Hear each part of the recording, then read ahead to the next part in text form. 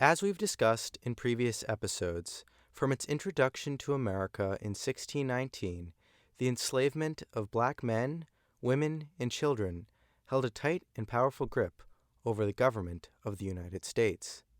In bonus episode 1, we discussed the political compromises relating to slavery from the late 18th century right up to the points before the Civil War. In today's episode, we'll delve more deeply into the personal conditions and treatments of those who were enslaved, and discuss how many of them rebelled and escaped towards freedom. Before we begin, I'd like to emphasize that words cannot come close to expressing the sheer brutality and violence that enslavement upheld and perpetuated. I encourage you to reflect on the lives of the people we will discuss, and I hope that you'll be compelled to learn more and be open to understanding slavery and its legacy today. There were various types and forms of enslaved people in the United States. Some had more urban jobs, some worked as servants inside their owners' homes, though the majority of the 4 million American enslaved worked agricultural jobs.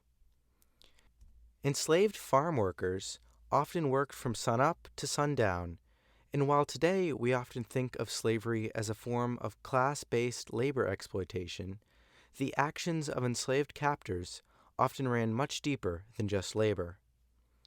In addition to physical abuse like severe whipping, owners would often use methods of mental and emotional exploitation to keep their human property in line, and with few laws governing the treatment of enslaved people, masters often had extreme leeway to abuse their supposed property.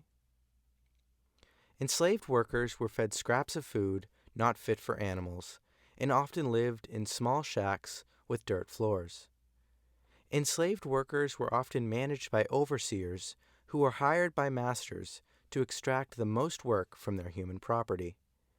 Some masters picked upon one enslaved person, called a driver, to oversee their fellow laborers. Drivers were often treated with more grace, given more food and better shelter, and were appointed to help foster a system meant to divide enslaved people. In addition to agricultural workers, some enslaved people were domestic, meaning they worked closely to their supposed master, working in the plantation home and often traveling with the master's family. Domestic enslaved people were often treated better and given higher quality food and better living quarters, creating a class system within slavery itself. While little to no law protected enslaved blacks, states across the South implemented slave codes, laws that regulated and outlined where enslaved people could go, who they could associate with, and how they could be oppressed. Common slave codes included prohibiting enslaved people from receiving an education, gathering in groups without a white person, or doing business without the permission of a master. Marriage between enslaved people was often outlawed, allowing masters to legally divide families at auctions. Rape was a common occurrence on plantations, with some masters, including Founding Father Thomas Jefferson, having children with their enslaved. In an attempt to attain their freedom and break free from the torture of slavery, many enslaved took a chance to escape through an advanced set of secret paths that led to the North, known as the Underground Railroad. In the early days of the metaphorical railroad, fugitive slaves, as they were termed at the time, took the long and risky journey to the North on their own. But as more enslaved people escaped, and as more in the North awoke to the horrors of enslavement, more help was given to escaping blacks. Freedom seekers began their courageous journey, departing from their plantation, finding the entrance to the railroad organized by conductors who had mapped a vast web of paths to best serve those running away. Many in the South were employed to catch runaway enslaved people. These individuals were called slave catchers. Catchers were often paid by the number of enslaved people they could capture and return.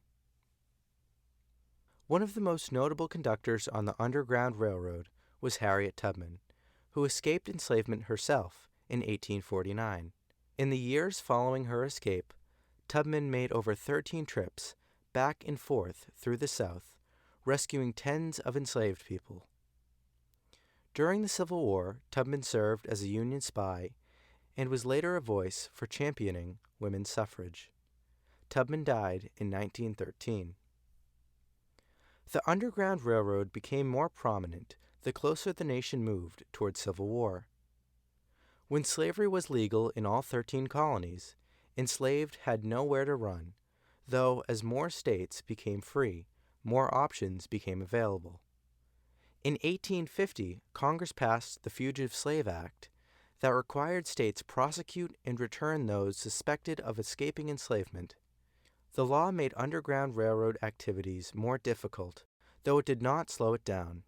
Escaped enslaved people needed to continue traveling further north to Canada to truly see their freedom secured. The Underground Railroad was not the only form of disobedience. Slave revolts were a relatively infrequent but extremely powerful tool used by enslaved to push for freedom. The majority of attempted revolts were small and quickly squashed by masters or Southern governments, but a few larger attempts made significant news, pushing Southerners into terror. The earliest slave revolts occurred in the late 1600s, though they continued through the Civil War. Denmark Vesey, a formerly enslaved freed black in the South, planned and organized a massive slave revolt throughout the South in 1822. Vesey's plan called for mass violence from the thousands of his enslaved brethren, in an attempt to slaughter every white person in the South. Denmark Vesey's plan was exposed before it could begin, and he and 47 of his co-conspirators were executed. In 1833, enslaved preacher Nat Turner gathered over 70 enslaved and free blacks to begin a 4-day rampage, traveling from plantation to plantation, growing in size as they moved, murdering over 75 white men, women, and children. Turner was caught and executed with 17 other so-called rebels.